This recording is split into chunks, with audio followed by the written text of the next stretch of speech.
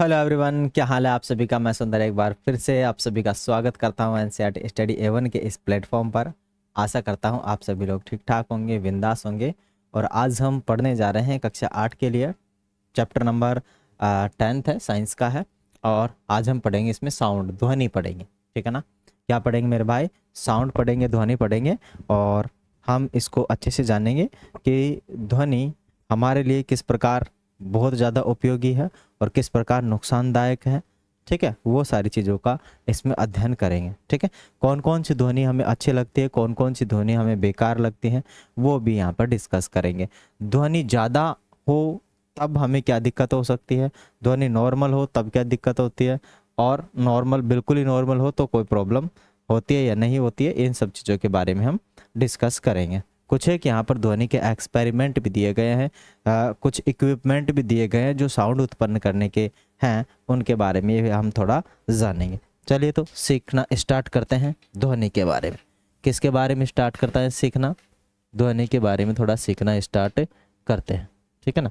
किसके बारे में सीखना स्टार्ट करते हैं? थोड़ा ध्वनि के बारे में हम सीखना स्टार्ट करते हैं।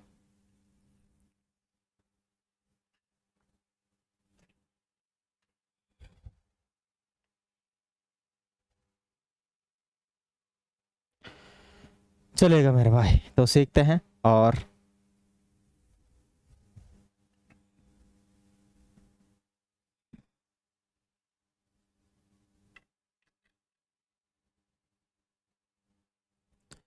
चलिए मेरे भाई, सीखते हैं ध्वनि के बारे में। चलिए। ओ, ज़्यादा आ रही, ज़्यादा आ रही है।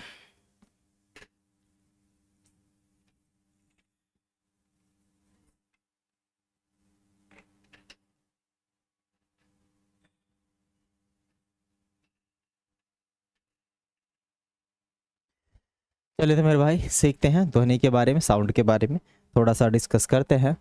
आ,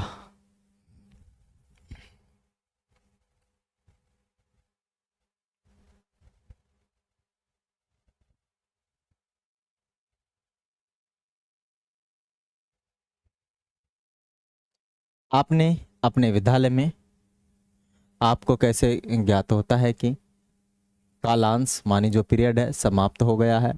दरवाजे की घंटी की ध्वनि अथवा खटखटाने की दस्तक की आवाज़ सुनकर आपको तुरंत पता चल जाता है कि आपके दरवाजे पर कोई आया है।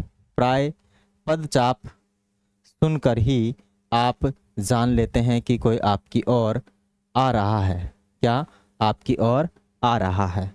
ओके, तो देखो, जब हमारे स्कूल के अंदर जब हम पढ़ते थे तब उस टाइम पर घंटी बजाते थे, तब कि भाई एक एक पीरियड के लिए 1 घंटी, दो दूसरे पीरियड के लिए 2 घंटी, 2 बार उसको टन टन बजाते थे। ठीक है, उससे पता लग जाता था। और अपने घरों के अंदर घंटी लगाई जाती है क्योंकि दरवाज़ा काफ़ी बाहर होता है, सुनाई नहीं दे, लोग बाहर पीट पीट कर ही चले जाएं और कुछ दिखाई नहीं दे कि कौन आया था कौन चला गया। तो घंटी लगाई जाती है जिससे कि हमें पता लग जाता है कि कोई घर से बाहर है, तो हमें दरवाज़ा खोलना चाहिए।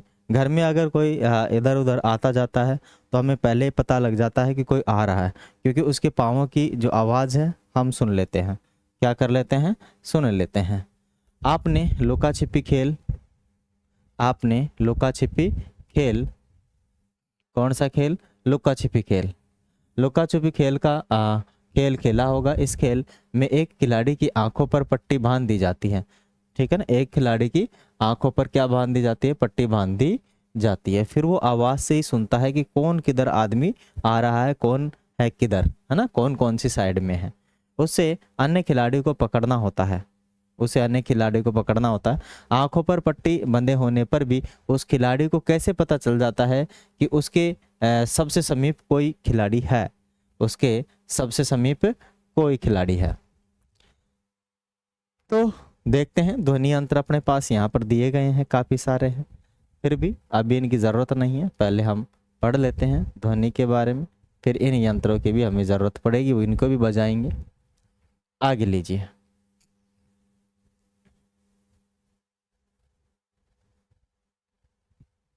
आगे अपने पास है, अपने पास क्या है? कि ध्वनि का हमारे जीवन में एक महत्वपूर्ण स्थान है। ठीक है ना, ध्वनि का हमारे जीवन में एक महत्वपूर्ण स्थान है, बहुत ज़्यादा इम्पोर्टेंस है। क्या है? महत्वपूर्ण स्थान है, बहुत ज़्यादा इम्पोर्टेंस है।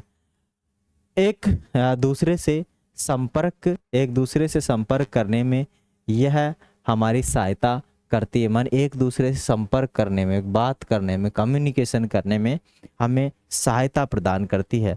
ठीक है, नहीं तो हमारे जो विचार है दूसरे के सामने हम कैसे रख पाए, अगर हमारा मुंह ध्वनि उत्पन्न नहीं करे तो।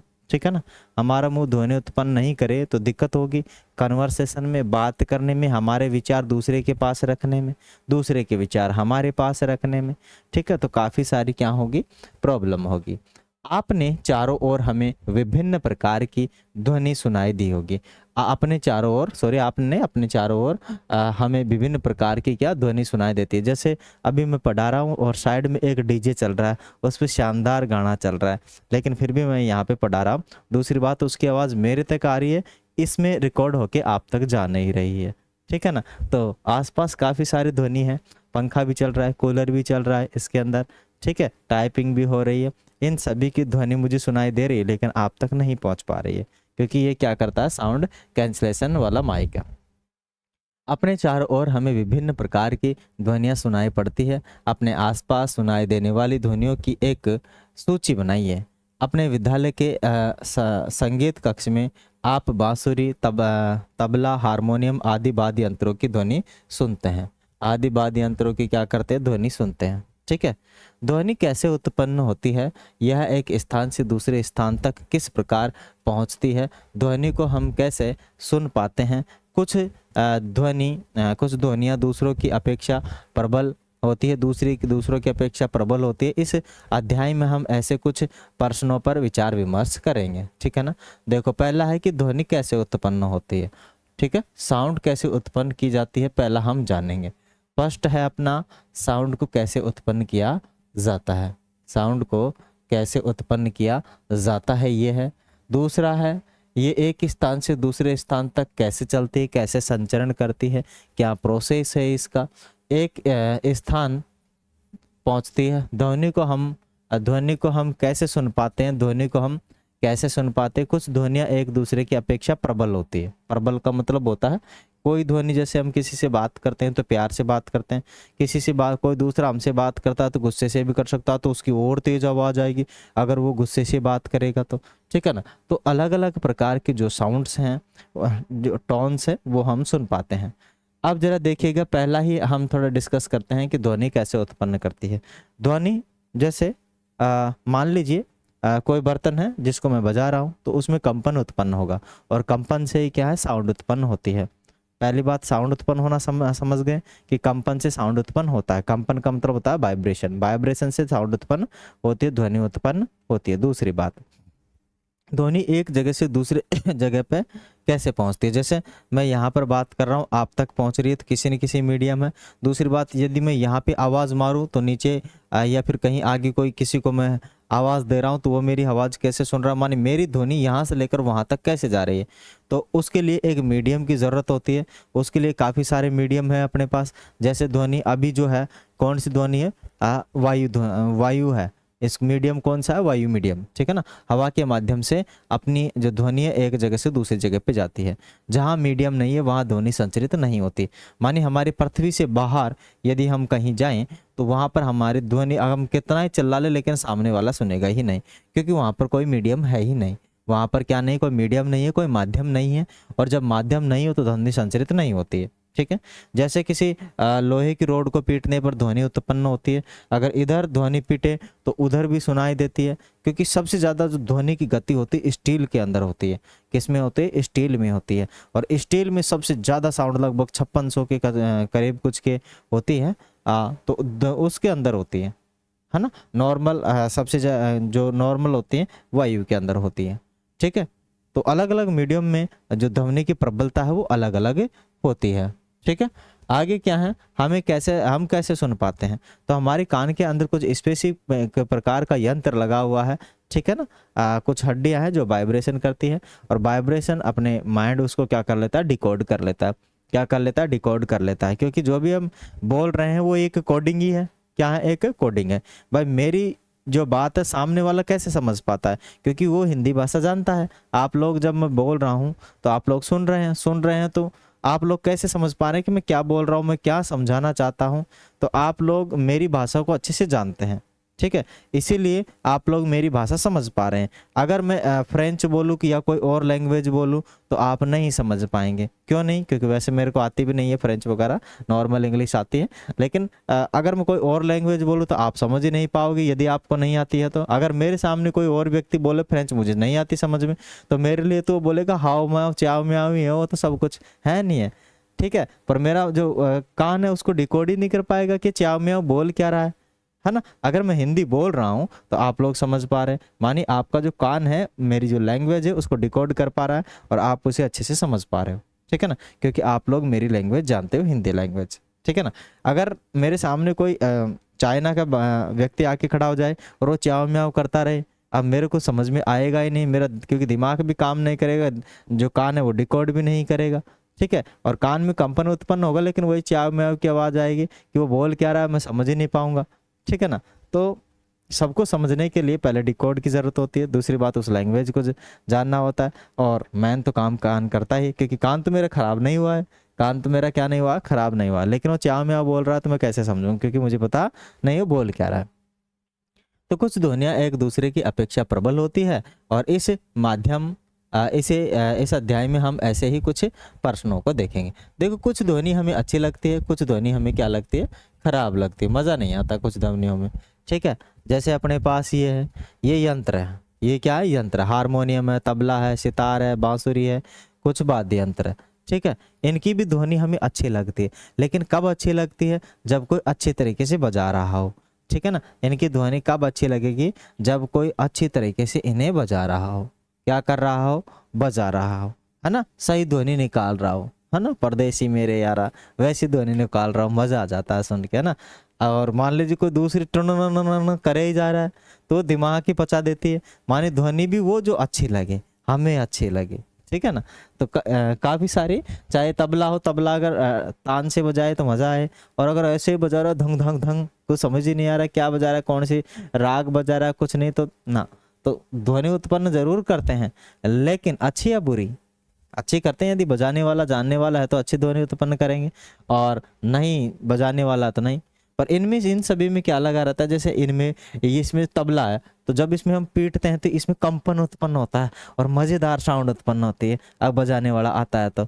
और इसमें भी इसको दबाते हैं तो इसमें भी एक ऐसा यंत्र है जो कंपन उत्पन्न करता है, और कंपनी से क्या बनती है, ध्वनि बनती है।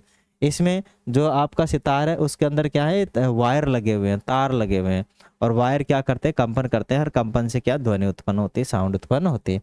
बांसुरी में भी क्या होता है, कंपन ही उत्पन्न होता है, ठीक है ना। आगे क्या है,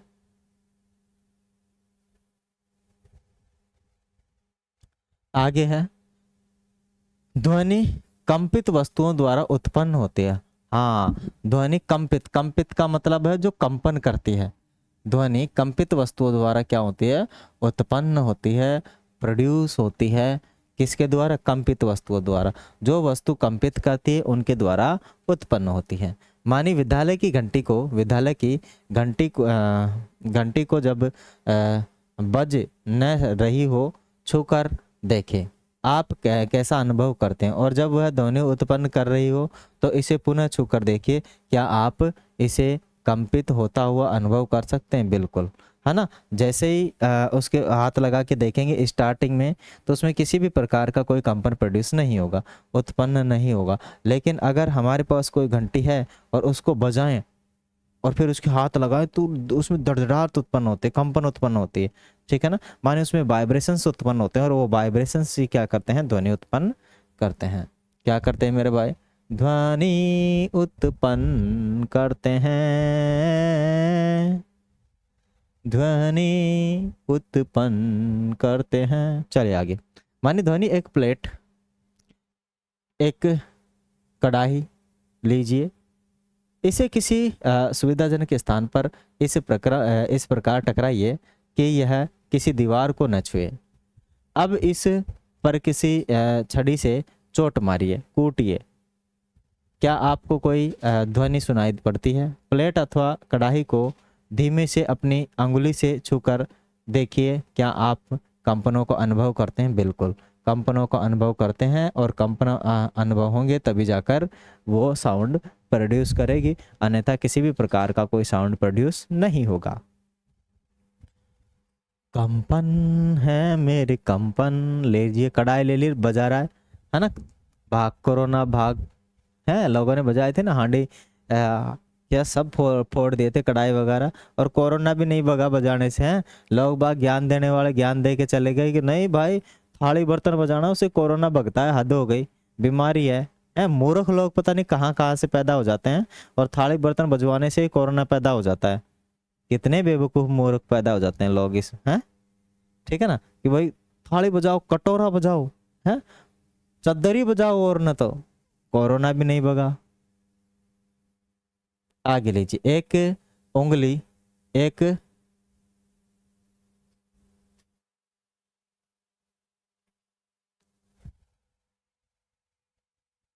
आगे क्या है, एक उथली कढ़ाई पर चोट मारते हुए प्लेट पर फिर से छड़ी से चोट मारिए तथा चोट मारने के तुरंत बाद इसे अपने हाथ से कसकर पकड़ लीजिए। क्या आप अब भी ध्वनि सुन पाते हैं? जब प्लेट ध्वनि उत्पन्न करना बंद कर देते हैं तब इसे फिर से छूकर देखिए, क्या आप कंपनों का अनुभव कर पाते हैं? क्या आप कंपनों का अनुभव कर पाते हैं? चलिएगा आगे।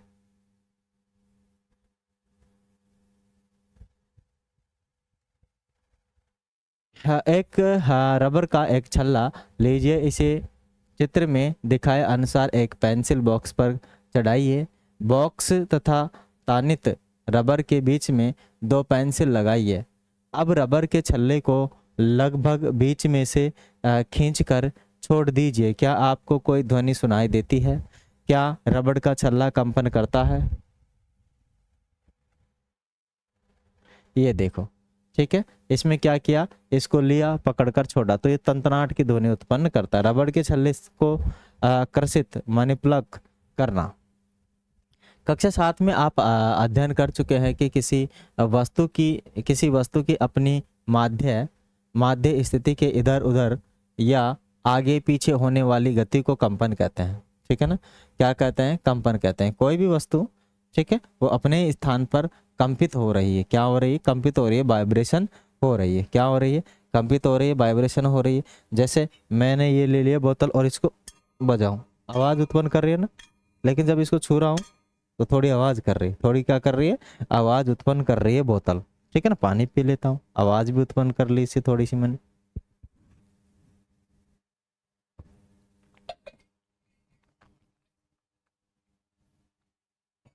चलिएगा आगे। ठीक है, आवाज़ तो उत्पन्न हो ही गई है, अब आगे चलते हैं। ज़्यादा आवाज़ उत्पन्न हो गई क्या? हाँ, कंपन कहते हैं जब कसकर तानित एक रबर के छल्ले को कर्षित माने प्लग करते हैं या बीच में से खींचकर छोड़ते हैं तो यह कंपन करता है और ध्वनि उत्पन्न करता है। जब यह कंपन करना बंद कर देता है तो ध्वनि बंद हो जाती है। मानिए जब इसका जो कंपन है वो बंद हो जाता है तो ध्वनि क्या हो जाएगी? स्टॉप हो जाएगी, बंद हो जाएगी। और जब तक ये कंपन करता रहेगा ध्वनि प्रोड्यूस होती रहेगी, ध्वनि क्या होती रहेगी? बजती रहेगी। धातु की एक थाली लीजिए, इसमें कुछ जल डालिए, एक चम्मच से इसके किनारे पर आघात कीजिए। मानी ये ऐसा लेकर उसके किनारे पर ऐसे मारी, ऐसे, तो क्या उत्पन्न होगी? ध्वनि उत्पन्न होगी। इसके किनारे पर आघात कीजिए, क्या आप ध्वनि सुन पाते हैं? थाली पर पुनः आघात कीजिए और तब इसे छूकर देखिए, क्या आप थाली का कंपित होना अनुभव करते हैं? थाली पर पुनः आघात कीजिए, जल की सतह को देखिए, क्या आप वहां पर कोई तरंगे देख पाते हैं? अब थाली को पकड़िए, आप जल की सतह पर क्या परिवर्तन देखते हैं? क्या आप इस परिवर्तन की व्याख्या कर सकते हैं? क्या आप इस परिवर्तन की क्या कर सकते हैं? व्याख्या कर सकते हैं? आप इस परिवर्तन की व्याख्या कर सकते हैं क्या?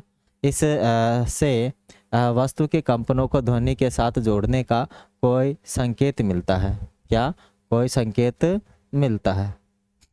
ये लीजिए, थाली लीजिए, पानी डालो और उसके किनारे पर मारो तो ये कंपन उत्पन्न करते, कंपन उत्पन्न करेगी तो साउंड उत्पन्न होगी। माने इस प्रकार हमने देखा कि कंपयमान वस्तु ध्वनि उत्पन्न करती है और कुछ स्थितियों में कंपन हमें आसानी से दिखाई दे पाते हैं, लेकिन अधिकांश स्थितियों में उनका आयाम मानी एम्पलीट्यूड, ठीक है ना, आयाम क्या होता है? एम्पलीट्यूड होता है। जरा समझिएगा, मानी जब हम ये अपने पास है, ठीक है, क्या है? ये अपने पास है, तो कोई भी ध्वनि जाती है इस प्रकार जाती है कंपन करती हुई, ठीक है ना। तो यहाँ से लेकर यहाँ तक जो ये रहता है, ये वाला डिस्टेंस, ये आयाम कहलाता है। क्या कहलाता है? आयाम कहलाता है, ठीक है ना। क्या कहलाता है? आयाम कहलाता है, एम्पलीट्यूड कहलाता है। और ये यहाँ से यहाँ तक अर्ध साइकिल कहलाती है और यहाँ से लेकर यहाँ तक पूर्ण साइकिल कहलाती है, ठीक है। क्या कहलाती है? पूर्ण साइकिल कहलाती है। और ये कितनी ऊंचाई तक कंपन कर रहा है, ये इसका एम्पलीट्यूड होता है। क्या होता है? एम्पलीट्यूड होता है। क्या होता है? एम्पलीट्यूड होता है, आयाम होता है।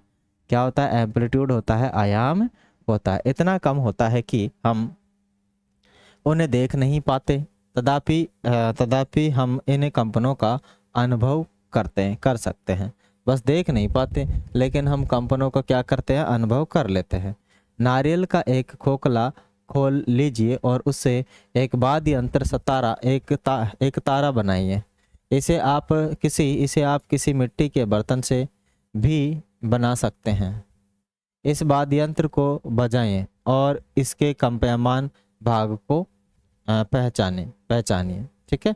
एक तारा ले लिया, एक तारा इसको बजाया और इसको देखा, क्या ध्वनि निकली? एक तारा। माने सुपरिचित वाद्य यंत्रों की एक सूची बनाई और इसके कंपयमान भागों को पहचानिए। कुछ उदाहरण सारणी में दिए गए हैं, शेष सारणी को पूरा कीजिए। शेष सारणी को क्या कीजिए? पूरा कीजिए। चलिएगा, ठीक है ना। आगे अपने पास ये सारणी है, इसको आपको पूरा करना है, ठीक है। क्या करना है कि वाद्य यंत्र और ध्वनि उत्पन्न करने वाला कंपयमान भाग है ना, तो वो आपको लगाना है, ठीक है। आगे है, संभवतः आपने मंजीरा या झांझ, ठीक है, कटोरे टाइप के होते हैं जिनको हम यूं चन चन चन चन ऐसे बजाते हैं, वो होते हैं मंजीरा। नीचे हो सकता है चित्र हो, ठीक है। घटम तथा घूंट, मिट्टी के बर्तन, करताल, करताल देखे होंगे। ये वाद्य यंत्र सामान्यतः हमारे देश के अनेक भागों में बजाए जाते हैं। इन वाद्य यंत्रों को केवल पीटा या आघात किया जाता है। क्या आप इस प्रकार के कुछ अन्य वाद्य यंत्रों के नाम बता सकते हैं? आप भी एक वाद्य यंत्र बना सकते हैं। आप भी क्या बना सकते हैं? एक वाद्य यंत्र बना सकते हैं। लीजिए, ये आ गया आपका, ये तो है मंजीरा, ये है आपका अन्य वाद्य यंत्र। वाद्य यंत्र को वो है मटका, मटका भी बजाया जाता है, ठीक है, डिंग टक्का ऐसे कुछ करके बोलते हैं ना, मटका बजाते हैं वो। आगे क्या है? एक धातु के 6 या 8 कटोरे या गिलास लीजिए। इन्हें एक सिरे से दूसरे सिरे तक क्रम से जल के बढ़ते स्तर तक भरिए। अब एक पेंसिल लेकर कटोरों पर धीमे से एक के बाद एक पर आघात कीजिए। आप एक सुखद ध्वनि सुनेंगे। यह आपका जल तरंग है। कौन सा तरंग है?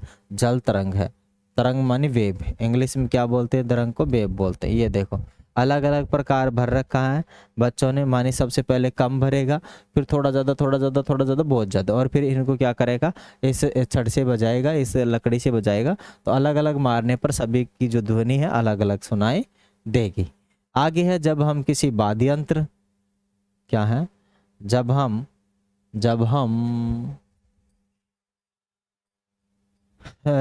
किसी वाद्य यंत्र जैसे तार के कर्षित करते हैं तो हमें केवल तार की ही ध्वनि सुनाई नहीं देती। वास्तव में संपूर्ण यंत्र कंपन करता है और इस पूरे यंत्र के कंपन से ध्वनि उत्पन्न होती है। हम सुनते हैं। और इसी प्रकार जब हम किसी मृदंग की झिल्ली, मृदंग माने और बड़ा ढोल, उसकी झिल्ली पर आघात करते हैं तो हम केवल झिल्ली की ध्वनि ही नहीं सुनते बल्कि संपूर्ण यंत्र की आवाज़ सुनते हैं। केवल और केवल झिल्ली की ध्वनि नहीं, संपूर्ण यंत्र की हमें आवाज़ सुनाई देती है। क्या देती है मेरे भाई? संपूर्ण यंत्र की आवाज़ सुनाई देती है। चलिएगा आगे। आगे है, जब हम बोलते हैं तो क्या हमारे शरीर का कोई भाग कंपन करता है? बिल्कुल। जैसे हम बोलते हैं तो देखो, मैंने अभी हमारा जो ये गला है मैंने इसको पकड़ रखा है, जब मैं बोल रहा हूँ तो यहाँ कंपन उत्पन्न कर रहा है। क्या उत्पन्न कर रहा है मेरे भाई? कंपन, मानी यहाँ पर लैरिंग्स है। लैरिंग्स है, कंठ है जो स्वर उत्पन्न करता है। मैंने पकड़ लिया तो आवाज़ ही नहीं उत्पन्न हो रही, और जैसे ही मैंने छोड़ दिया कंपन सही से आ रही है, आवाज़ भी आ रही है। और जोर से पकड़ लिया तो ले, तो माने जोर का मतलब मैं भींच नहीं रहा हूँ लेकिन इसको हिलने डुलने नहीं दे रहा हूँ, तो मेरी साउंड चेंज हो रही है। क्या हो रही है? मेरी साउंड चेंज हो रही है। तो वही सिस्टम है, अगर किसी बर्तन को बजा के उसको पकड़ लोगे साउंड बदल जाएगी तुरंत, ठीक है ना? क्या हो जाएगी? साउंड बदल जाएगी। तो हाँ, मनुष्य या मानव द्वारा उत्पन्न ध्वनि, मनुष्य या मानव द्वारा उत्पन्न ध्वनि कुछ समय तक जोर से बोलिए या गाना गाइए, भौरे की तरह गुंजन कीजिए, अपने हाथ को अपने कंठ पर रखें। क्या आपको कुछ कंपनों का अनुभव होता है? बिल्कुल, कंपनों का अनुभव हुआ मुझे, अभी अभी मैंने आपको बताया। मानव में ध्वनि वाक यंत्र अथवा लैरिंग्स, क्या होता है? लैरिंग्स होता है, वाक यंत्र। वाक यंत्र अथवा हिंदी में वाक यंत्र बोलते हैं, लैरिंग्स बोलते हैं, या फिर कंठ बोलते हैं। क्या बोलते हैं? कंठ बोलते हैं। द्वारा उत्पन्न होती है। अपनी उंगलियों को कंठ पर रखिए तथा एक कठोर उभार को खोजिए जो निगलते समय चलता हुआ प्रतीत होता है। शरीर का यह भाग वाक यंत्र कहलाता है। वाक यंत्र, वाक मानी बोलना, बोलने का यंत्र कहलाता है। यह श्वास नली के ऊपरी सिरे पर होता है। वाक यंत्र कंठ के आर पार दो वाक तंतु इस प्रकार तानित होते हैं कि उनके बीच में वायु निकलने के लिए एक संकीर्ण झिल्ली बनती है। क्या बनती है? एक संकीर्ण झिल्ली बनती है। संकीर्ण माने होती है सकरी। क्या होती है? सकरी, ठीक है?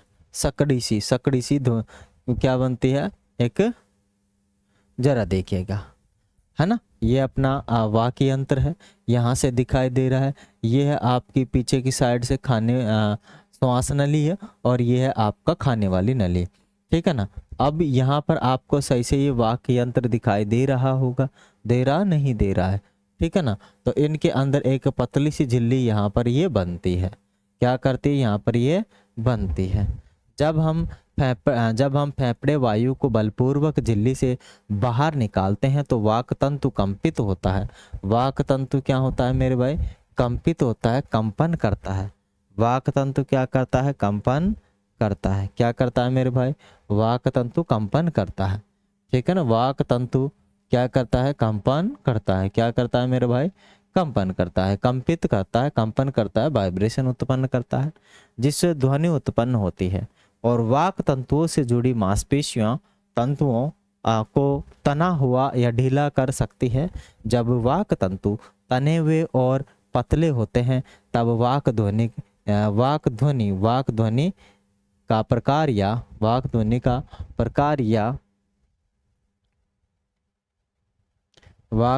प्रकार या उसकी गुणता उस वाक ध्वनि से भिन्न होती है।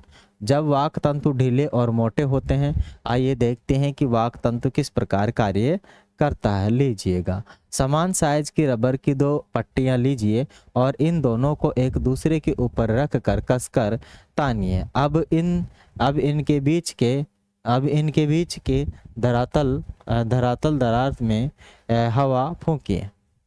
अब तानिए, रबर की पट्टियों के बीच से हवा फूंकी जाती है तो ध्वनि उत्पन्न होती है।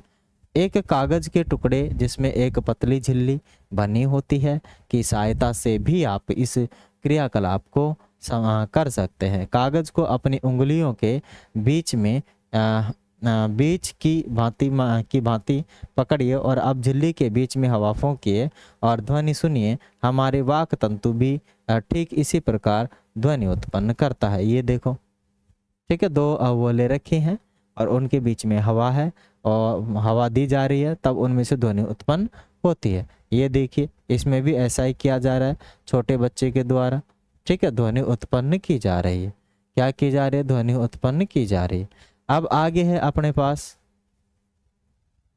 पुरुषों में वाक तंतुओं की लंबाई लगभग 20 mm होती है। कितनी होती है? 20 mm, मान 20 मिलीमीटर, ठीक है। पुरुषों में 20 मिलीमीटर, महिलाओं में क्या होती है? 15 मिलीमीटर। इसीलिए महिलाओं की आवाज पतली होती है। क्या होती है? आवाज पतली होती है, जबकि पुरुषों की आवाज भारी होती है। महिलाओं की आवाज प्यारी लगती है, लेकिन पुरुषों की आवाज में ऐसा लगता है जैसे मार के खाएगा ना, हमें कूटेगा अच्छे से, ऐसा फील होता है। बच्चों के वाक तंतु बहुत छोटे होते हैं। यही कारण है कि पुरुषों और महिलाओं तथा बच्चों का वाक ध्वनि भिन्न भिन्न होती है। जो बच्चे बोलते हैं वो बड़े प्यारे प्यारे लगते हैं, है ना, क्योंकि उनकी ध्वनि बिल्कुल अलग ही, जैसे बड़ा आदमी बोलेगा तो हम समझ जाएंगे, छोटा बच्चा बोलेगा तो समझ जाएंगे, महिला बोलेगी तो समझ जाएंगे कि लड़का है, लड़की है, या बड़ा है या बूढ़ा है, या जवान है या छोकरा है, कौन बोल रहा है। उनकी आवाज़ से ही हम पता कर लेते हैं कि कौन बोल रहा है, ठीक है, कितनी उम्र का हो सकता है। आगे है ध्वनि संचरण के माध्यम, ठीक है ना। ध्वनि संचरण के माध्यम, वैसे तो मैंने आप लोगों को बता ही दिया है कि ध्वनि बिना किसी माध्यम के एक जगह से दूसरी जगह पर गति नहीं कर सकती है, जा नहीं सकती है। ध्वनि को एक जगह से दूसरी जगह जाने के लिए एक मीडियम की ज़रूरत पड़ती है, एक माध्यम की ज़रूरत पड़ती है। किसकी ज़रूरत पड़ती है? एक माध्यम की ज़रूरत पड़ती है, एक मीडियम की ज़रूरत पड़ती है, ठीक है ना। किसकी ज़रूरत पड़ती है? एक माध्यम की ज़रूरत पड़ती है, एक मीडियम की ज़रूरत पड़ती है। तो यहाँ पर ध्वनि संचरण के लिए माध्यम की आवश्यकता होती है। और कौन से माध्यम की आवश्यकता होती है हम जानते हैं। जब आप कुछ दूरी पर खड़ी अपनी सहेली को पुकारती है तो आपकी सहेली आपकी आवाज़ सुन पाती है। उसके पास तक आपकी आवाज़ कैसे पहुँचती है? आपकी आवाज़ कैसे पहुँचती है? चलिएगा आगे। धातु अथवा कांच का एक गिलास लीजिए, गिलास लीजिए और सुनिश्चित कीजिए कि यह सूखा हो और इसमें एक सेल फोन रखिए। याद रखिए कि सेल फोन पानी में न रखा जाए। अपने किसी मित्र से इस सेल फोन पर किसी दूसरे सेल फोन से टेलीफोन करने के लिए कहिए। घंटी की ध्वनि ध्यानपूर्वक सुनिए और अब गिलास के किनारों को अपने हाथों से सटाकर पकड़िए। अपने हाथों से क्या करोगे आप? सटा के पकड़ोगे, ठीक है। अब अपने मुंह को हाथों के बीच की खाली जगह पर सटाकर रखिएगा, ठीक है। क्या करिएगा? सटा के रखिएगा। ध्वनि संचरण के लिए माध्यम की आवश्यकता होती है। ध्वनि संचरण के लिए किसकी आवश्यकता होती है? माध्यम की आवश्यकता होती है। आगे लीजिए। अपने मित्र को फिर से टेलीफोन करने के लिए संकेत दीजिए। गिलास में से वायु को मुंह द्वारा खींचते हुए घंटे की आवाज़ को सुनिए। क्या गिलास में से वायु बाहर खींचने पर घंटे की ध्वनि धीमी हो जाती है? गिलास को अपने मुंह से हटाइए और अथवा ध्वनि फिर से प्रबल हो जाती है। क्या हो जाती है? प्रबल हो जाती है। क्या आप सोच सकते हैं कि ऐसा क्यों हुआ? क्या यह संभव है कि गिलास में वायु की मात्रा कम होने और घंटे की प्रबलता कम होने में कोई संबंध है? वास्तव में यदि आप गिलास में से सारी वायु बाहर खींच पाते हैं तो ध्वनि पूरी तरह सुनाई देना बंद हो जाती है। इसका कारण यह है कि ध्वनि का संचरण एक जगह से दूसरी जगह जाने के लिए कोई माध्यम चाहिए। जब किसी बर्तन में से वायु की पूरी तरह निकाल दी जाती है तो कहा जाता है कि बर्तन में निर्वात मानी होता है वैक्यूम है। ध्वनि निर्वात में संचरित नहीं हो सकती। ध्वनि निर्वात में कभी भी क्या नहीं हो सकती? संचरित नहीं हो सकती। ध्वनि निर्वात में कभी भी संचरित नहीं हो सकते। निर्वात, निर मानी नहीं, वात मानी वायु। जहाँ वायु नहीं है वहाँ ध्वनि संचरित नहीं हो सकती है। जहाँ वायु नहीं है वहाँ ध्वनि कतई संचरित नहीं हो सकती है। क्या नहीं हो सकती है? ध्वनि संचरित नहीं हो सकती है। क्या ध्वनि द्रव में संचरित होती है? आइए ज्ञात करते हैं। आइए हम ज्ञात करते हैं। क्रियाकलाप मन एक बाल्टी तथा स्नान टब लीजिए, इसे स्वच्छ जल से भरिए, एक हाथ में एक छोटी घंटी लीजिए और ध्वनि उत्पन्न करने के लिए इस घंटी को जल में हिलाइए। ध्यान दीजिए कि घंटी बाल्टी या टब की दीवारों को न छुए। अपने कान को जल की सतह पर रखिए, ठीक है। ध्वनि जल में संचरित होते हैं, जो ध्वनि होती है जल में संचरित होती है। मानी घंटी लिया, स्वच्छ पानी लिया और उसमें क्या किया, इसको हिलाया, मानी मूवमेंट किया, तब ये टन टन की आवाज करेगी, अंदर टन टन की आवाज करेगी। तो वो कान लगा कर देख रही है, सुन रही है कि सुनाई देगी या नहीं देगी, तो उनको सुनाई देती है। तो इसका मतलब है कि ध्वनि पानी में संचरित होती है। ध्यानपूर्वक रखिए, सतर्क रहिए कि जल आपके कान में प्रवेश न करे। क्या आप घंटी की ध्वनि सुन पाते हैं? आप इससे पता चल जाता है कि ध्वनि का संचरण द्रव में हो सकता है, ठीक है ना। ध्वनि का जो संचरण है द्रव में हो सकता है, ठीक है ना। किस में हो सकता है? द्रव में हो सकता। ओह माय गॉड, आहा। तो व्हेल तथा डॉल्फिन जल के अंदर इसी प्रकार संदेशों का आदान प्रदान करती है। हाँ, व्हेल और जो डॉल्फिन है ना, वो बात करती है आपस में, है ना। क्या करती है? संदेश पहुंचाती है। किसके माध्यम से? जल के माध्यम से ही पहुंचाती है। किसके माध्यम से पहुंचाती है मेरे भाई? जल के माध्यम से। आइए ज्ञात करें कि क्या ध्वनि ठोसों में भी गमन कर सकती हैं। किसमें? ठोसों में भी गमन कर सकती हैं, बिल्कुल, क्यों नहीं गमन कर सकती।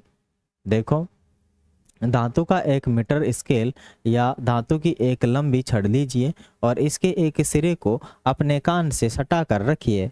अपने मित्र से स्केल के दूसरे सिरे को धीरे से खरोचने या खटखटाने को कहिएगा, ठीक है ना। खरोचने या खटखटाने को कहिएगा।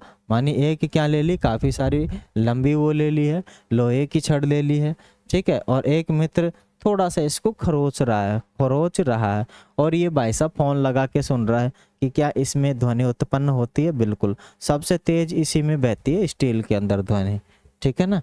किस में बहती है? स्टील में बहती है। तो ध्वनि मीटर स्केल में गमन करती है। क्या आप खरोचने की ध्वनि सुन पाते हैं? अपने आसपास खड़े हुए मित्रों से पूछिए कि क्या वे भी इस ध्वनि को सुन सकते हैं या सुन पाए।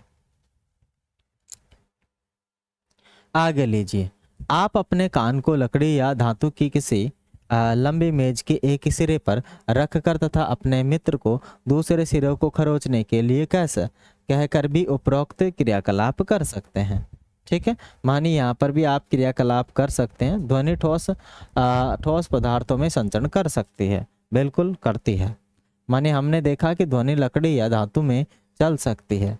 वास्तव में ध्वनि किसी भी ठोस में संचरित कर सकती है। आप एक मनोरंजक क्रियाकलाप द्वारा यह दर्शा सकते हैं कि ध्वनि डोरियों में भी चल सकती है।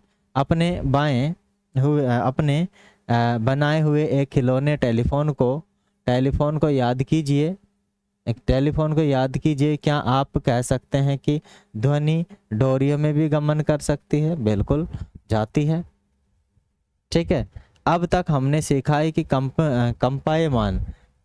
कंपायमान वस्तुएं ध्वनि उत्पन्न करती है। क्या करती है या कर सकती है, तथा यह किसी माध्यम में सभी दिशाओं में संचरित हो सकती है। यह माध्यम गैस हो सकता है, द्रव हो सकता है, ठोस हो सकता है या कोई भी हो सकता है। और इस ध्वनि को हम सुनते कैसे हैं, ठीक है। सुनते कैसे हैं जरा सुन लीजिएगा मेरे पास। ओ माय गॉड, क्या हो गया बबुआ? चलेगा।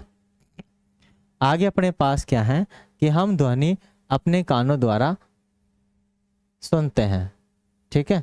हम ध्वनि अपने कानों द्वारा सुनते हैं। कैसे सुनते हैं, इसके बारे में थोड़ा सा हम अध्ययन करेंगे और जानेंगे।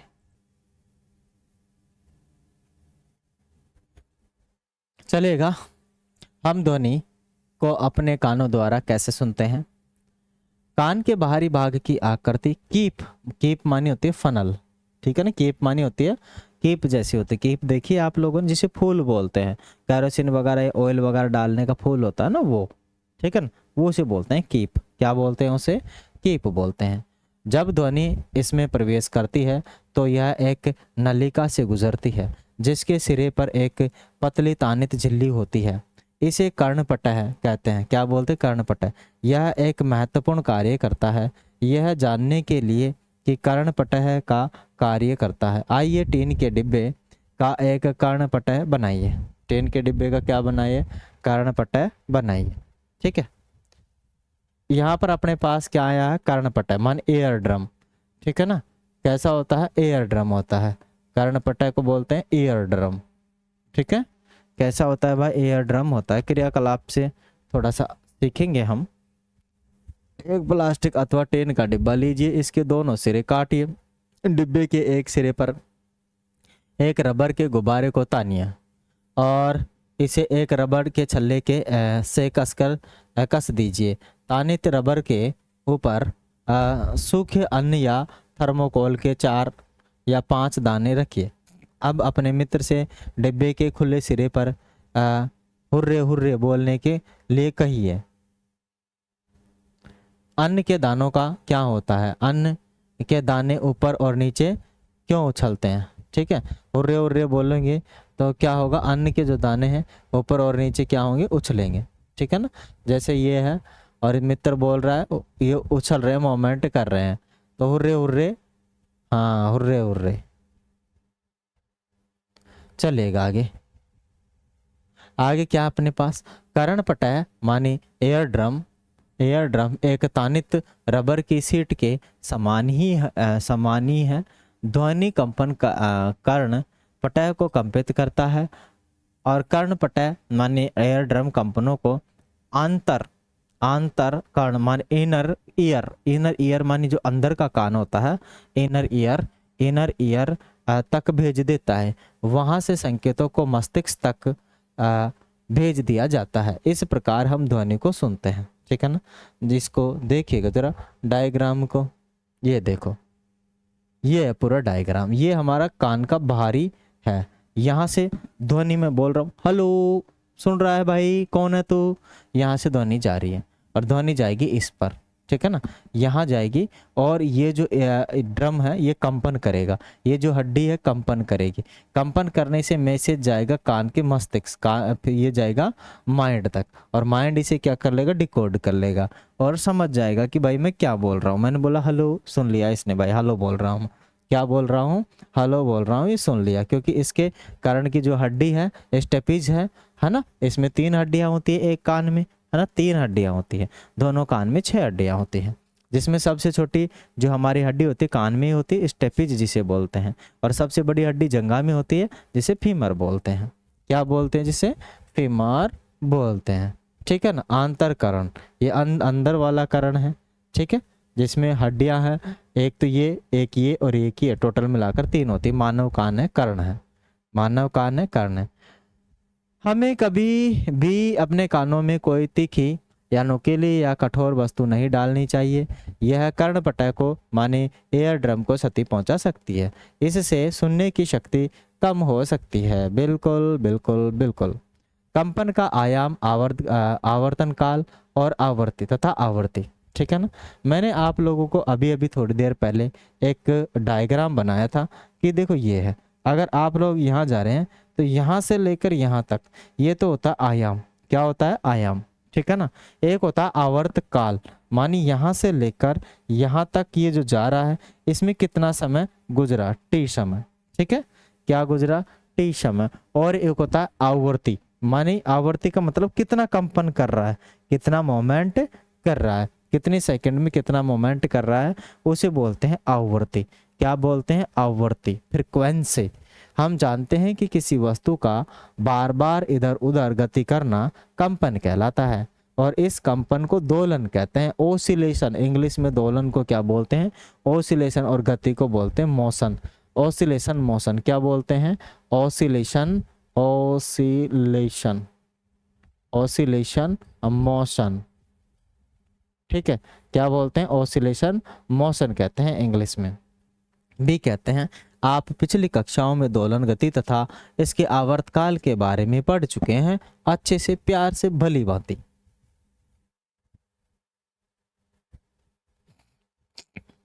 चलिएगा आगे अपने पास क्या है मेरे भाई, आगे अपने पास है,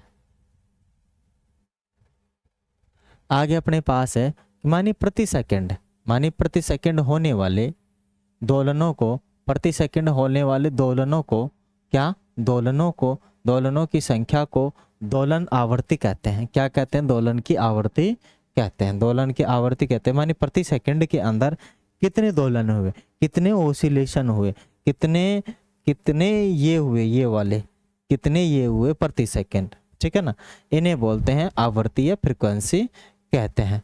आवर्ती को हर्ट्ज में मापा जाता है, हर्ट्ज HZ, ठीक है, हर्ट्ज में मापा जाता है। एक हर्ट्ज आवर्ती एक दोलन प्रति सेकंड के बराबर होती है। एक हर्ट्ज जो आवर्ती होती है, एक हर्ट्ज जो आवर्ती होती है एक दोलन प्रति सेकंड के बराबर होती है। यदि कोई वस्तु एक सेकंड में 20 दोलन पूरे करती है तो इसकी आवृत्ति क्या होगी, इसकी आवृत्ति क्या होगी। ध्वनि उत्पन्न करने वाली वस्तु को देखे बगैर भी आप अनेक सुपरिचित ध्वनियों को पहचान सकते हैं। यह कैसे संभव हो पाता है? इसके लिए यह आवश्यक है कि ध्वनि भिन्न प्रकार की हो। क्या आपने कभी सोचा है कि कौन से कारण इन्हें भिन्न बनाते हैं? आयाम तथा आवर्ती किसी ध्वनि के दो महत्वपूर्ण गुण हैं। क्या हम आवर्तियों में उनके आयामों तथा आवर्तियों के आधार पर अंतर कर सकते हैं? क्या अंतर कर सकते हैं या नहीं कर सकते हैं? जरा बताइए। बिल्कुल कर सकते हैं। अगर कोई भी व्यक्ति आ रहा है तो उसके पाँवों की जो आवाज़ है उससे बनने वाली फ्रिक्वेंसी है, उससे हम पहचान जाते हैं कि कौन आ रहा है, ठीक है।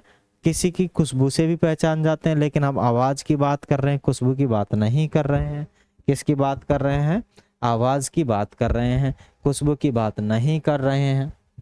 चम्मच को धीमे से गिलास के किनारे से टकराइए और उत्पन्न हुई ध्वनि को सुनिए। अब गिलास पर चम्मच से जोर से आघात कीजिए। क्या कीजिए? जोर से आघात कीजिए। बजाओगे तो फिर इसमें थर्मोकोल की गेंद कंपायमान गिलास को स्पर्श करती है तो ध्वनि तो उत्पन्न होगी, स्वाभाविक है। आगे कंपन भी होगा तथा फिर से उत्पन्न ध्वनि को सुनिए। क्या गिलास पर जोर से आघात करने पर ध्वनि अधिक प्रबल हो जाती है? बिल्कुल अधिक प्रबल हो जाती है। अब गिलास के किनारे को छूते हुए थर्मोकोल की एक छोटी सी गेंद टकराइए, गिलास को कंपित कराइए। देखिए कि गेंद कितनी दूर विस्थापित होती है। गेंद का विस्थापन गिलास के कंपन के आयाम को माप है। ध्वनि की प्रबलता इसके आयाम पर निर्भर करती है। मानी अगर ध्वनि है और उसके कंपन में आयाम ज़्यादा है, आयाम बोले तो मानी ये कितना है, अगर कम होगी ध्वनि तो बिल्कुल तेज होगी, तो ध्वनि फिर ये कम होगी तो बिल्कुल तेज होगी, तो ये क्या है? आपका आयाम। यहाँ से लेकर यहाँ तक की जो डिस्टेंस आयाम कहलाती है, एम्पलीट्यूड कहलाती है। क्या कहलाती है? आयाम कहलाती है, एम्पलीट्यूड कहलाती है। एक छोटी सी गेंद कहाँ गया? आयाम। ये रहा, कंपन की माप है। ध्वनि की प्रबलता इसके आयाम पर निर्भर करती है। किस पर निर्भर करती है? इसके आयाम पर निर्भर करती है। जब किसी कंपित वस्तु का आयाम अधिक है तो उसके द्वारा उत्पन्न ध्वनि भी प्रबल होगी। मानी ये जो ध्वनि है ये ज़्यादा है, ये कम है, क्योंकि इनका आयाम कम है, इनका ज़्यादा है। तो ज़्यादा वाला आयाम वाला ज़्यादा और कम आयाम वाली कम ध्वनि रहती है, ठीक है। आगे है उत्पन्न ध्वनि मंद होती है। अगर कम आयाम है उससे उत्पन्न ध्वनि क्या होगी? मंद होगी। अब गिलास को पहले धीमे तथा बाद में अधिक बल से आघात कीजिए। अब दोनों स्थितियों में गिलास के कंपनों के आयाम की तुलना कीजिए। किस स्थिति में आयाम अधिक है, एम्पलीट्यूड अधिक है, ठीक है, तो ज़्यादा ध्वनि उत्पन्न होगी, उसमें ज़्यादा एम्पलीट्यूड होगा, और कम ध्वनि होगी उसका कम एम्पलीट्यूड होगा, ठीक है। चलिएगा आगे क्या है? ध्वनि के प्रबलता ध्वनि उत्पन्न करने वाले कंपनों के आयाम के वर्ग के समानुपाती होती है। उदाहरण के लिए यदि आयाम दुगना हो जाए तो प्रबलता 4 गुना हो जाती है। प्रबलता 4 गुना हो जाती है। प्रबलता को डेसिबल माने डीबी में मापा जाता है, में व्यक्त करते हैं और निम्न सारणी में विभिन्न स्रोतों से आने वाली ध्वनि की प्रबलता का कुछ बोध कराती है। ठीक है ना। जैसे श्वास, अगर हम श्वास ले रहे हैं तो 10 dB की साउंड प्रोड्यूस करते हैं। हम क्या करते हैं, 10 dB की साउंड माने 10 डेसिबल की साउंड पर। और हम फुसफुसाहट कान में बोलते हैं ना, तू ऐसे कर, मैं ऐसे करूँ, मैं वैसे करूँ, मैं वहां जाऊंगा, यहाँ जाऊंगा, किसी को भाई मम्मी पापा नहीं सुनने चाहिए मेरे, तो बिल्कुल फुसफुसाहट की जो होती है 30 dB की, और सामान्य बातचीत में 40 dB होती है। अगर हम किसी से सामान्य बातचीत कर रहे हैं, मीटिंग कर रहे हैं, तो उसमें लगभग 60 dB की ध्वनि उत्पन्न होती है। और व्यस्त यातायात की होती है 70 dB, है ना, कान ही पच जाते हैं। और औसत फैक्ट्रियों में 80 dB होती है। और 80 dB से अधिक प्रबल शोर शरीर के लिए कष्टदायक है ना, दिमाग खराब कर देता है ना, थकान महसूस करा देता है। 80 dB से अधिक की जो प्रबल ध्वनि है वो क्या कर देती है, दिमाग खराब कर देती है। जैसे रोज रोज डीजे के साथ रहना भी स्वास्थ्य के लिए हानिकारक होता है। जो समझते हैं कि भाई मैं तो डीजे बजाता हूँ, डीजे बजाने में मेरे को मजा आता है ना, लोग नाचते हैं, मैं भी नाचता हूँ, लेकिन उसकी जो ध्वनि होती है, प्रबल ध्वनि होती है, जो 80 dB से भी ज़्यादा होती है, वो हमारी शरीर की हालत ख़राब कर देगी। और जो लोग डीजे पर जाते हैं वो कान खोल के सुन ले, और काम करने वाले भी कान खोल के सुन ले डीजे पर, उनका कान जल्दी ख़राब होने वाला है। ठीक है। और वो बहरे होने वाले हैं। क्या होने वाले हैं, बहरे। इसीलिए डीजे पर काम करने वाले मित्रों, डीजे को पर काम करना छोड़ो, नहीं तो जल्दी ही तुम्हें इशारों में समझने की आदत पड़ जाएगी, सामने वाला तो कुछ बोलेगा ही नहीं। ठीक है ना, और बोलेगा तो आप समझ नहीं पाओगे, सुन नहीं पाओगे। इसीलिए डीजे वाले बाबू मेरे गाना बजा दे, लेकिन कम आवाज में, है ना, रोज रोज ज्यादा साउंड में मत सुना करो गाना। और जो लोग लीड वगैरह लगाते हैं ना, ये ब्लूटूथ लगाते हैं, लीड लगाते हैं, पता नहीं क्या क्या एयरफोन दिमाग में घुसेड़ देते हैं, मेरे भाई सुन लो कान खोल के, है ना। जल्दी आप लोग मशीन लगवाने वाले हो परमानेंटली। ठीक है ना। फिर कोई बोलेगा तब भी आप नहीं सुनोगे, है ना, कोई बोलेगा तब भी आप क्या नहीं करोगे, सुन पाओगे। इसीलिए परमानेंट ही आप क्या लगा लोगे, क्या लगा लोगे, हैं मशीन, ब्लूटूथ लगा लोगे आप लोग। ठीक है ना। निर्भर करती है। और जब किसी कंपित वस्तु का आयाम अधिक होता है तो इसके द्वारा उत्पन्न ध्वनि प्रबल होती है, और जब आयाम छोटा होता है तो ध्वनि ध्वनि ध्वनि मंद हो जाती है। क्या हो जाती है, ध्वनि मंद हो जाती है। क्या हो जाती है, मंद हो जाती है। चलिएगा आगे। तेरी मंद मंद मुस्कनिया में बलिहार राधे जी,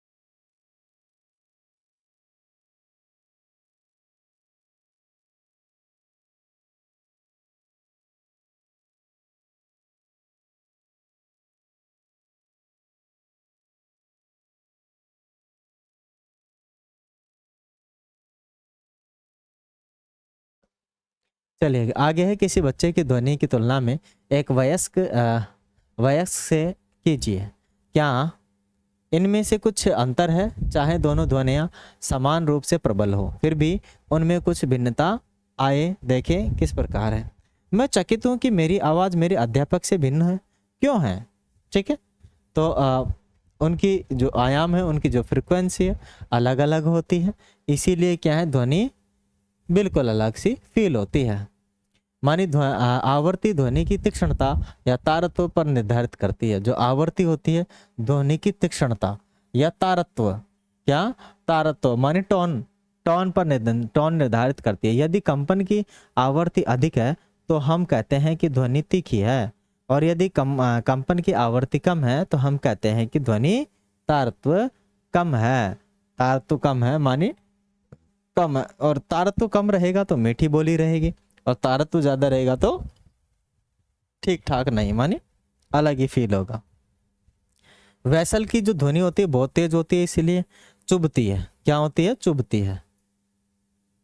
क्या होती है? चुभती है। वैसल बोले तो सीटी, ठीक है ना, वैसल बोले तो सीटी होती है। चलिएगा आगे क्या है कि उदाहरण के लिए ढोल मंद आवृत्ति से कंपित होता है, इसीलिए यह कम तारत्व की ध्वनि उत्पन्न करता है। दूसरी ओर सीटी की आवृत्ति अधिक होती है और इसीलिए अधिक तारत्व की ध्वनि उत्पन्न करती है। पक्षी उच्च तारत्व की ध्वनि उत्पन्न करता है, जबकि शेर की दहाड़ का तारत्व मंद होता है। ठीक है ना, शेर की दहाड़ का जो तारत्व मंद होता है, चुभता नहीं है। क्या नहीं होता? चुभता नहीं है। जबकि सीटी की जो ध्वनि होती है चुभती है। सीटी की जो ध्वनि होती है वो चुभती है। क्या होती है मेरे भाई? चुभती है।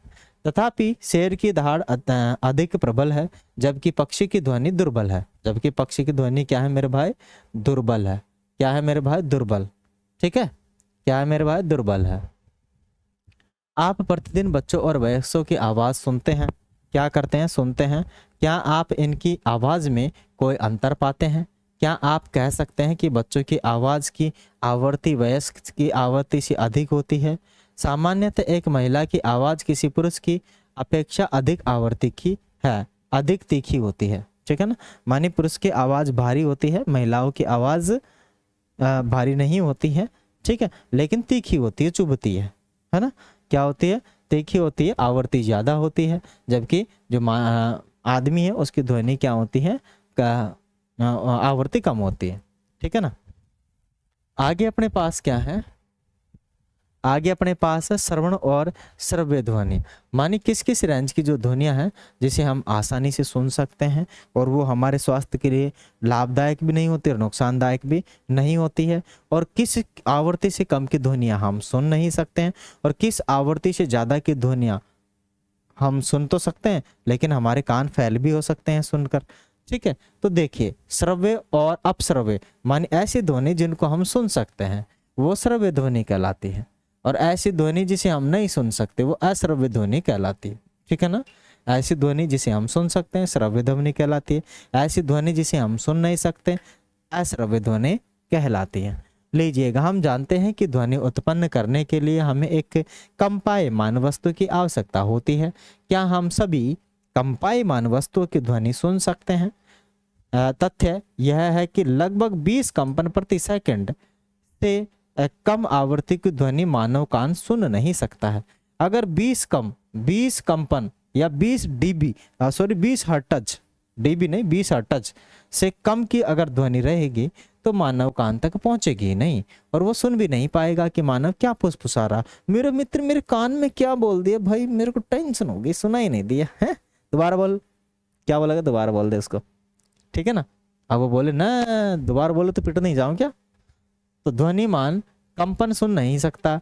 यह कह सकते हैं कि 20 डीबी से कम आवृत्ति की ध्वनियां मानव कान द्वारा संसूचित नहीं की जाती सकती। ऐसी ध्वनियों को अश्रव्य ध्वनि कहते हैं। मान जिन ध्वनियों को मानव कान सुन नहीं सकता है उन्हें हम अश्रव्य ध्वनि कहते हैं। क्या कहते हैं मेरे भाई?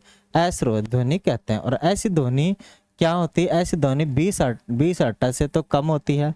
क्या होती है? 20 हर्ट्ज से तो कम होती है और 20 किलो हर्ट्ज से ज्यादा होती है। ठीक है ना, मानी उधर लगभग 20,000 कंपन प्रति सेकंड या 20 के हर्ट्ज से अधिक आवृत्ति की ध्वनियां भी मानव कान द्वारा संसूचित नहीं की जा सकती या सुनी नहीं जा सकती। ठीक है ना, मानी वैसे 20 HZ मानी हर्ट्ज की ध्वनि भी आदमी नहीं सुन सकता, और 20 के वाली ध्वनि भी आदमी HZ वाली भी ध्वनि नहीं सुन सकता, मानी हर्ट्ज वाले भी नहीं सुन सकता। तो फिर कौन सी सुन सकता है? इनके बीच की दो ध्वनि है उसको मानव सुन सकता है, उसे हम श्रव्य ध्वनि कहते हैं। क्या कहेंगे मेरे भाई? श्रव्य ध्वनि कहेंगे। श्रव्य। कुछ जंतु 20,000 HZ से अधिक, मानी 20,000 का मतलब होता है 20 के HZ, ठीक है, से अधिक की आवृत्ति की ध्वनियों को सुन सकते हैं। कुत्ते में यह क्षमता होती है भाई साहब, कुत्ता नाम ही कुत्ता है लेकिन वो ध्वनि कितनी ऊंची तक सुन सकता है ना, कितनी आवृत्ति तक सुन सकता है। बहुत खतरनाक वाली आवृत्ति वाली जो ध्वनि है उसको कुत्ता सुन सकता है। ओ माय गॉड है, और हम नहीं सुन सकते। जाने माने प्राश्रव्य ध्वनि माने अल्ट्रासाउंड उपकरण से अल्ट्रासाउंड उपकरण जो कि चिकित्सा के क्षेत्र में अनेक समस्याओं के अनुसंधान एवं निदान के लिए प्रयोग होते हैं, उनमें 20 किलो हर्ट्ज या 20,000 हर्ट्ज से अधिक की आवृत्ति कार्य करती है। हाँ, ultrasound, do you know about ultrasound? क्या आप जानते हो कि अल्ट्रासाउंड का उपयोग कब किया जाता है? पेट दुखता है, पेट दुखता है, डॉक्टर कहेगा यू अल्ट्रासाउंड करवा के आओ। क्या करवा के आओ? अल्ट्रासाउंड करवा के आओ। कि पेट का अल्ट्रासाउंड करवा के आओ। पेट क्यों दुखता है? तो अल्ट्रासाउंड करवाने से पता लग जाता है कि पेट में क्या गड़बड़ है, और उसमें 20 किलो हर्ट्ज से ज़्यादा की ध्वनि उत्पन्न की जाती है, पर हमें पता नहीं लगता है। लेकिन पेट में से एक एक चीज़ों को पता कर लेता है। जो माताएं होती है, गर्भवती होती है, वो भी अल्ट्रासाउंड करवाती है। क्या करवाती है? अल्ट्रासाउंड, जिससे कि बच्चे का विकास, बच्चे की धड़कन, बच्चे की क्या प्रोग्रेस है, बच्चा कब तक जन्म लेगा और कब से वो है, कितने दिन का हो चुका है, कितने सप्ताह का हो चुका है, सारी जानकारी अल्ट्रासाउंड से पता लग जाती है। ठीक है। और अल्ट्रासाउंड से लिंग का पता भी लग जाता है, लेकिन क्या है, सरकार ने बैन कर रखा है, और यदि किसी ने कर दिया तो उस पर लाखों का जुर्माना है, और किसी ने बता दिया तो उसको भी पैसे मिलेंगे। भाई साहब, अगर कोई अल्ट्रासाउंड करके ये लिंग का पता बता रहा है कि लड़का है या लड़की है गर्भ के अंदर, तो भाई साहब बता देना, है ना, पुलिस को फोन कर देना, उसको पैसे मिलेंगे लाखों की संख्या में, हजारों नहीं लाखों मिलेंगे, और उसके कितने का जुर्माना होगा पता नहीं। ठीक है ना। तो उपकरण जो चिकित्सा के क्षेत्र में अनेक समस्याओं के अनुसंधान एवं निदान के लिए प्रयोग होते हैं, उन्हें 20,000 हर्ट्ज से अधिक की आवृत्ति पर कार्य करते हैं। मेरी मंद मंद मुस्कनिया पे, तेरी मंद मंद मुस्कनिया पे बलिहार राघव जी, मैं बलिहार राघव जी। चलेगा आगे। आगे अपने पास क्या है? अतः मानव कानों के लिए सर्वे की आवृत्ति या प्रास रेंज 20 हर्ट्ज से 20,000 हर्ट्ज है। ठीक है ना। 20 हर्ट्ज से कितनी है? 20,000 हर्ट्ज है, या 20 HZ से HZ टू 20 KHZ तक होती है। ठीक है ना। इस रेंज में कोई भी आदमी चिल्लाएगा साउंड सुन पाएगा, प्यार से बोलेगा तो भी सुन पाएगा, लेकिन इससे कम की आवृत्ति को नहीं सुन पाएगा, और इससे ज़्यादा की आवृत्ति पर कान फट जाएंगे, कान का तलवा फट जाएगा, क्या बोलते हैं, बहरा हो जाएगा, पर्दा फट जाएगा। फिर बोलोगे डॉक्टर पर्दा डलवा ले, ठीक है ना, मशीन लगवा ले परमानेंट, कड़ाई खत्म। क्या हो जाएगा? कड़ाई से खत्म हो जाएगा। आगे लीजिएगा, शोर और संगीत। शोर और संगीत, हाँ, ऐसी ध्वनि जो हमारे कानों को अप्रिय लगती हो शोर कहलाती है। ऐसी ध्वनि जो हमारे कानों अपने कानों को आनंदित कर देती है, आह मजा आ गया, उसे कहते हैं संगीत। क्या कहते हैं? संगीत। ठीक है ना। ऐसी ध्वनि जो अपने कानों को अप्रिय लगे। कुछ एक गीत होते हैं, कुछ एक गाने होते हैं जो किसी किसी को अच्छे लगते हैं, लेकिन किसी को बुरे लगते हैं। तो जिसको अच्छे लगे तो उसके लिए तो क्या हुआ? संगीत, और जिसको बुरे लगे उसके लिए क्या हुआ? शोर। क्या हुआ? शोर हुआ। जरा समझे ना, समझे नहीं समझे? कोई हु करके गाना गाता है, कोई ए हो हे ऐसे करके गाना गाता है, कोई लय से गाता है, जैसे मैं वो गा रहा था अभी, तेरी मंद मंद मुस्कनिया पे बलिहार राघव जी, ऐसे गाना गा रहा हूँ। तो अलग अलग जो ध्वनि है, हो सकता है जो मैं गा रहा हूँ वो मुझे अच्छी लग रही है इसलिए मैं गा रहा हूँ, हो सकता है जो मैं गा रहा, जो मैंने हु की ध्वनि बोली तो वो किसी और की ध्वनि है, वो और उसको डिकोड और जानता हो तो उसको अच्छी लगती हो, मेरी वाली अच्छी नहीं लगती हो तो मेरी वाली उसके लिए शोर हो जाएगी, और उसकी वाली मेरे लिए शोर हो जाएगी। होगी नहीं होगी? मानी ऐसी ध्वनि जो हमें प्रिय लगे, क्या लगे? प्रिय लगे, उसे हम कहेंगे संगीत। और ऐसी ध्वनि जो हमें अप्रिय लगे उसे हम कहेंगे शोर, नॉइस। क्या कहेंगे? शोर या नॉइस। हम अपने चारों ओर विभिन्न प्रकार की ध्वनियाँ सुनते हैं। क्या ध्वनि सदैव सुखद होती है? क्या ध्वनि कभी कभी आपको कष्ट पहुंचाती है? कुछ ध्वनियाँ आपको सुखद लगती है जबकि कुछ अच्छी नहीं लगती है, मजा नहीं आता, है ना। वो बोला डीजे वाले गाना बदल दे, मजा नहीं आ रहा डांस करने में, है क्या? डीजे वाला है गाना बदल दे, मज़ा नहीं आ रहा था, नहीं नाचेंगे इसमें, मज़ा नहीं आ रहा हमें, तो खड़े हो जाते हैं। हाँ, रूठ के चले जाएंगे नहीं तो तेरी बारात से, या तो दूसरा गाना बदलवा दे, है ना। तो क्या करते हैं, दूसरा गाना बदलवाते हैं, फिर प्यारी से लगवाते हैं, फिर घुंघरू टूट जाएंगे, है ना, फिर वो वाला गाना बजाता है, फिर नाचता है शानदार। क्या ध्वनि सदैव सुखद होती है? क्या ध्वनि कभी कभी आपको कष्ट पहुंचाती है? या कुछ ध्वनि आपको सुखद लगती है जबकि कुछ अच्छी नहीं लगती? मान लीजिए कि आपके अड़ोस पड़ोस में निर्माण कार्य चल रहा है, क्या निर्माण स्थल से आने वाली ध्वनियाँ सुखद प्रतीत होती है? क्या आपको बसों तथा ट्रकों के हॉर्न की ध्वनियाँ अच्छी लगती है? और इस प्रकार की अप्रिय ध्वनियों को शोर कहते हैं। क्या कहते हैं शोर? ट्रकवा पौ पौ पौ पौ ऐसी आवाज निकालता ना ट्रक, कभी कभी गाने बजाता है पौ पौ पौ पौ पौ पौ पौ पौ, तो बुरी लगती है, लगती नहीं लगती है। और कभी कभी तो कान में इतनी चुभती है ना, अभी इस ट्रक वाले के कान पे पकड़ के दो जमाओ, या तो चुप कर ले राजी राजी, है लगता है ना, ऐसे फील होता है ना। बस वाला भी बजाते रहता पौ पौ पौ पौ, अरे चुप हो जा भाई, चुप हो जा, प्यार से चुप हो जा, दिमाग गर्म हो रहा है। पर क्या करे, वो ज्यादा तगड़ा होता था, चुप ही रहना पड़ता है, कितना ही बजा ले, ठीक है ना, कितना ही बजा ले। पर हमारे क्या है, कुछ लोग मूर्ख हैं, है ना, बिना मतलब में भी शोर करते हैं, जहां जरूरत होती है वहां, जहां जरूरत नहीं होती वहां पर भी भाषा पौ पौ पौ करते चलते रहते हैं, है ना। तो समझिएगा, शिक्षा का मतलब ये नहीं है कि आप लोग शिक्षित रहें और शिक्षा उसको अपने जीवन में सदुपयोग न ले। जहाँ पर हमें सही और सुसभ्य रहने की जरूरत हो, वहाँ पर तो हम बेहूदगी दर्शा रहे हैं, मूर्खपना दिखा रहे हैं लोगों को, है ना। तो ऐसा नहीं होना चाहिए, ठीक है। तो जहाँ जरूरत हो वहाँ उपयोग कीजिए, नहीं तो किसी को परेशान क्यों करते हो, उसे ये नहीं खुद भी होता है परेशान और दूसरा भी परेशान होता है, ठीक है ना। कक्षा में यदि सभी विद्यार्थी एक साथ बोले तो उत्पन्न होने वाली ध्वनि को क्या कहेंगे? दूसरी ओर आप वाद्य यंत्रों की ध्वनि का आनंद लेते हैं। सुस्वर ध्वनि, सुस्वर ध्वनि, सुस्वर ध्वनि वह है जो कानों को सुखद लगती है, प्यारी लगती है, मंद मंद मुस्कानियां वाली, ठीक है ना, सुखद लगती है, प्यारी लगती है। हारमोनियम द्वारा उत्पन्न ध्वनि सुस्वर ध्वनि कहलाती है। पर भाई कैसे, अगर किसी को बजाना नहीं आया तो वो तो बेकार की ध्वनि निकाल दिया, तो कैसे मजा आएगा? ना ना ना ना, ऐसी ध्वनि जो प्यारी लगे, ठीक है, कहलाती है, सुखद ध्वनि कहलाती है, या सुस्वर ध्वनि कहलाती है। सितार के तार द्वारा उत्पन्न ध्वनि की सुस्वर ध्वनि कहलाती है। लेकिन यदि संगीत अत्यंत प्रबल हो जाए, संगीत क्या हो जाए, अत्यंत प्रबल हो जाए, तब भी क्या ये संगीत होगा ना, तब तो बाद ध्वनि प्रदूषण हो जाएगा, है ना। जो आजकल डीजे बजा रहे हैं ना, सिटियों के अंदर तो बैन ही कर दिया है, सिटियों के अंदर डीजे बजाना बैन है, डीजे वाले बाबू मेरा गाना बजा दे, तो बंद कर दिया है। ध्वनि sound, sound pollution, sound pollution, sound pollution, pollution, sound pollution, pollution.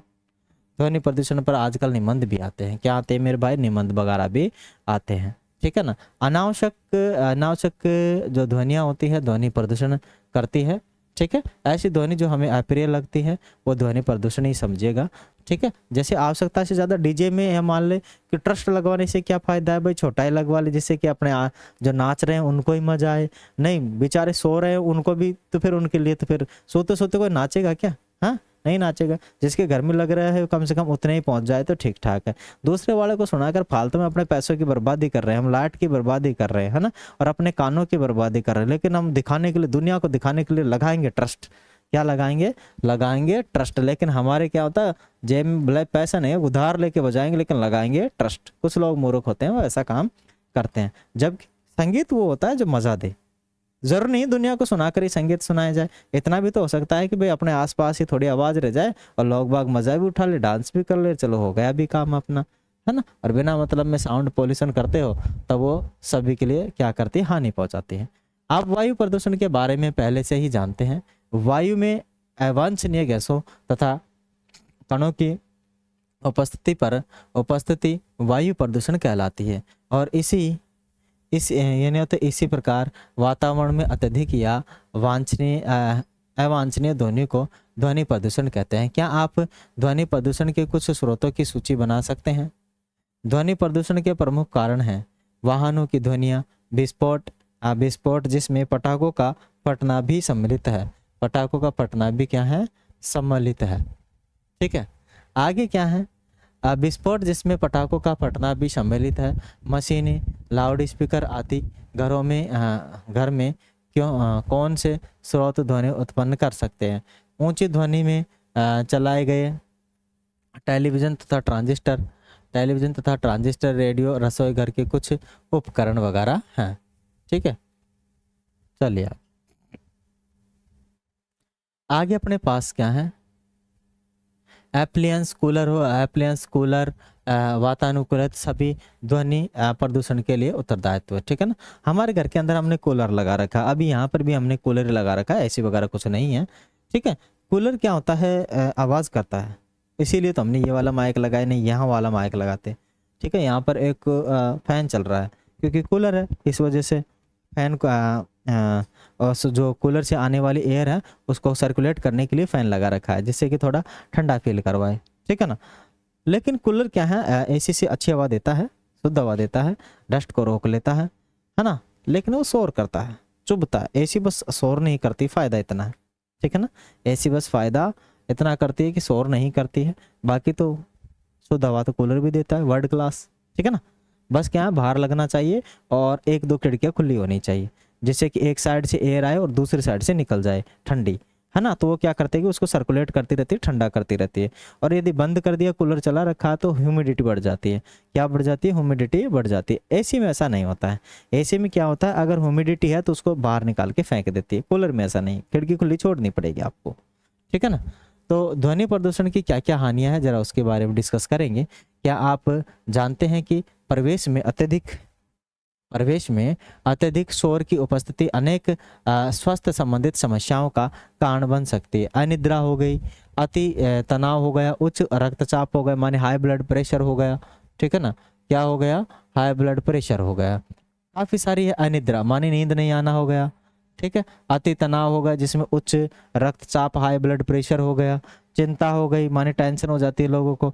अन्य स्वास्थ्य से संबंधित काफ़ी सारी ऐसी प्रॉब्लम्स हैं जो विकार ध्वनि प्रदूषण से उत्पन्न हो सकते हैं।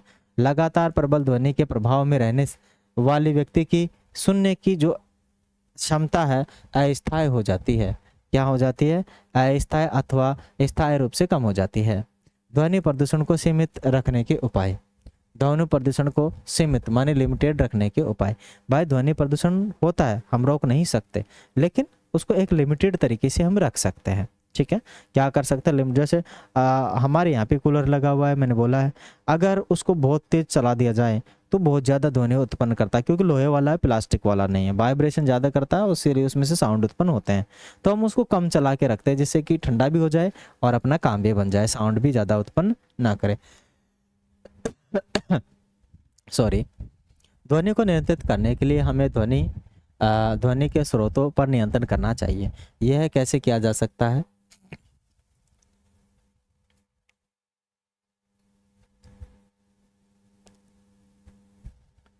कैसे किया जा सकता है। इसके लिए वायुयान के इंजनों, यातायात के वाहनों, औद्योगिक मशीनों तथा घरेलू उपकरणों में रवशामक युक्तियाँ मानी साइलेंसर्स लगानी चाहिए। ठीक है ना, भाई ध्वनि को कम करने के लिए किसकी ज़रूरत होती है, साइलेंसर की ज़रूरत होती है। किसकी ज़रूरत होती है, साइलेंसर की ज़रूरत होती है। किसकी ज़रूरत होती है, साइलेंसर की ज़रूरत होती है, क्योंकि साइलेंसर क्या कर देता है, उसमें से उत्पन्न जो ध्वनि है उसको कम कर देता है और कार्बन जो उत्पन्न हो रहा है उसको कंट्रोल करता है, लिमिट करता है। ठीक है ना, क्या कर लेता है, कंट्रोल करता है, लिमिटेड करता है। तो इसीलिए क्या है, उसके अंदर क्या लगाने चाहिए, रवशामक। ठीक है ना, रवशामक युक्तियाँ लगाई जाती है, मानी साइलेंसर उनमें लगाए जाते हैं। कुछ लोग क्या है कि भाई अपनी औकात दिखाते हैं, क्या करते हैं, औकात दिखाते हैं कि भाई हम 25 लाख की गाड़ी लेकर घूमते हैं, कम से कम हमारा बाप 25,000 तो दे ही सकता है, जिससे कि हम अच्छा सा साइलेंसर लगा ले, है ना। भाई तेरे बाप ने तेरे को पैसा दिया है, अच्छी बात है, तेरी औकात है, वो भी अच्छी बात है, लेकिन तू फालतू में पटपट के आवाज़ करके दूसरे के कान खराब क्यों कर रहा है। दूसरे के कान भी तेरे पिताजी ने थोड़ी दिए हैं। तो अपनी जो आवाज़ है उसको लिमिट रख, अपने घर में बजा ना, अपने पापा के कान में बजा। तेरे पापा की इतनी औकात है, उसको सुना है नहीं है। ठीक है, बुरा लग जाएगा कि कुछ लोगों को, जो लोग ध्वनि प्रदूषण करते हैं बिना मतलब की, उनको लग जाएगा। लेकिन ऐसी बात नहीं है, ठीक नहीं है, उनका चालान भी होता है। आवासीय क्षेत्रों में ध्वनि प्रदूषण को कैसे नियंत्रित किया जा सकता है? ध्वनि उत्पन्न करने वाले क्रियाकलापों को उत्पन्न करने वाले क्रियाकलापों को आवासीय क्षेत्रों से दूर संचालित करना चाहिए। ध्वनि उत्पन्न करने वाले उद्योगों को आवासीय क्षेत्रों से दूर स्थापित करना चाहिए। स्वचालित वाहनों के हॉर्न का उपयोग कम से कम करना चाहिए। टेलीविजन तथा संगीत निकायों की ध्वनि प्रबलता कम रखनी चाहिए। ध्वनि प्रदूषण के हानिकारक प्रभावों को कम करने के लिए सड़कों तथा भवनों के आसपास पेड़ लगाने चाहिए। ठीक है ना, क्या लगाने चाहिए? ध्वनि प्रदूषण को सोखने के लिए आसपास पेड़ लगाने चाहिए। श्रवण शक्ति, श्रवण शक्ति का मतलब होता है भाई कम सुनाई देना हो गया, समझ लो आप लोग, क्या हो गया? कम सुनाई देना हो गया। श्रवण शक्ति का मतलब यही होता है, माने सुनने की क्षमता में कमी। माने पूर्णतः श्रवण शक्ति जो है कि विरले ही होती है, प्राय जन्म से होती है। माने पूरी तरीका से अगर कोई आदमी नहीं सुनता है तो जन्म से हो सकता है। आंशिक आसक्तता माने डिसेबिलिटी सामान्यतः किसी बीमारी या चोट या उम्र के कारण होती है। कठिन श्रवण ध्वनि वाले बच्चों को विशेष देखभाल की आवश्यकता होती है। ऐसे बच्चे इंगित भाषा माने सांकेतिक भाषा, इंगित भाषा माने सांकेतिक भाषा सीखकर प्रभावशाली ढंग से संपर्क करते हैं, क्योंकि वाक शक्ति श्रवण शक्ति के परिणाम स्वरूप विकसित होती है। इसीलिए श्रवण आसक्तता से ग्रसित बच्चों की वाक शक्ति भी दोषपूर्ण हो सकती है। औद्योगिक या प्रौद्योगिकी युक्तियों में श्रवण क्षतिग्रस्त व्यक्तियों के जीवन की गुणवत्ता में सुधार को संभव बना दिया है। श्रवण क्षतिग्रस्तों के रहन सहन के वातावरण में सुधार लाने के लिए के लिए समाज बहुत कुछ कर सकता है। ठीक है, यह कर भी रहा है। चलिएगा, आशा करते हैं कि आज का जो हमारा सेशन है आप लोग सही से समझ रहे हैं। आगे हमारा सेशन होता है फिनिश। हमने काफ़ी सारी चीज़ों के बारे में अध्ययन किया था, जिसमें से कुछ एक पॉइंट अपने पास है। आयाम क्या होता है? आयाम होता है जिसे इंग्लिश में एम्पलीट्यूड बोलते हैं। जितनी तेज ध्वनि होगी उसका आयाम उतना ही होगा। ठीक है, माने कर्णपटय, माने जिसे बोलते हैं एयर ड्रम बोलते हैं, जो अपने कान के अंदर होता है, बाहर अंदर की तरफ। ठीक है, आवृत्ति, आवृत्ति क्या होती है? 1 सेकंड में ध्वनि की का जो क्या स्पीड रहती है उसके बारे में होते हैं। हर्ट्ज माने ध्वनि की आवृत्ति हर्ट्ज में होती है, वैसे डीबी में होती है। ठीक है ना, फिर जो आवृत्ति है उसका आयाम होता है हर्ट्ज, और ध्वनि किस में होती है? डीबी में मापी जाती है। कंठ माने जो बोलने का कंठ स्वर है वो है।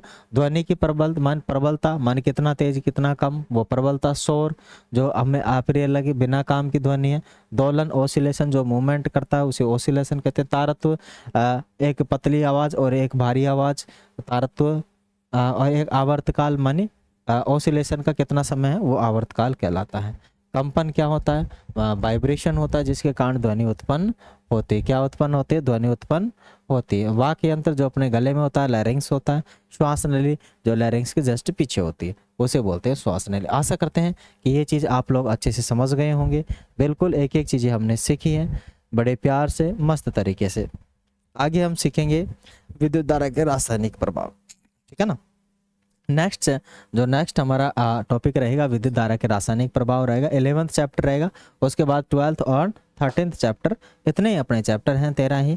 एनसीईआरटी का जो न्यू सेशन है 2024-25 का, इसके अंदर यही 13 चैप्टर दिए गए हैं 8वीं क्लास के अंदर। आशा करता हूँ सभी को हमारा सेशन अच्छा लगा होगा। अच्छा लगा है तो प्लीज़ आप हमारा सपोर्ट कीजिए, ज़्यादा से ज़्यादा इसको शेयर कीजिए, लाइक कीजिए, सब्सक्राइब कीजिए। Thank you, thanks for watching. फिर मिलेंगे कल।